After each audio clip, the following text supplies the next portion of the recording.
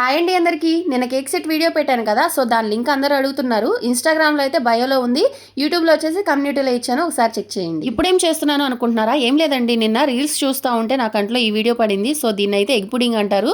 Reels చూస్తూ ఉంటే దీని టేస్ట్ వచ్చేసి జున్ను టైప్లో ఉంటుంది అని చెప్పారు. ఇంకా జున్ను అనేసరికి మనకు నోరు ఊరిపోయి ఇంకా ట్రై చేద్దామని చెప్పేసి ట్రై చేసినాను. ఎందుకంటే ఐటమ్స్ కూడా ఇంట్లోనే ఉన్నాయి. ఈ ప్రాసెస్ కూడా చాలా సింపుల్ అబ్బా, ఏం లేదు. 4 బ్రెడ్ ముక్కలు తీసుకోవడం, సైడ్లు కట్ చేయడం, మిక్సీలో వేయడం. ఇక దాంట్లోనే 2 గుడ్లు పగలగొట్టండి, ఒక గ్లాస్ పాలు పోయండి, 2 స్పూన్స్ పంచదార వేయండి, మిక్సీ పట్టండి. చూసారా అంత సింపుల్. దీని అయితే అట్లా పక్కన పెట్టండి. ఈలోపు అయితే క్యారమిల్ ప్రిపేర్ చేసుకుందాం. దీనికోసం ఒక కప్పు పంచదార తీసుకుని 2 స్పూన్స్ వాటర్ వేసి దాన్ని క్యారమిల్ లా ప్రిపేర్ చేసుకోవాలి. క్యారమిల్ రెడీ అయిపోయిన తర్వాత మనం మిక్సీ పట్టుకున్న మిశ్రమాన్ని కూడా దాంట్లో యాడ్ చేసేసి ఆవిరి మీద 20 మినిట్స్ కుక్ చేయండి. మధ్య మధ్యలో అలా ఒక చాక్ తీసుకుని దాన్ని మటర్ చేస్తూ ఉండండి, ఎందుకంటే అది కుక్ అయిందో లేదో తెలియాలి కదబ్బా.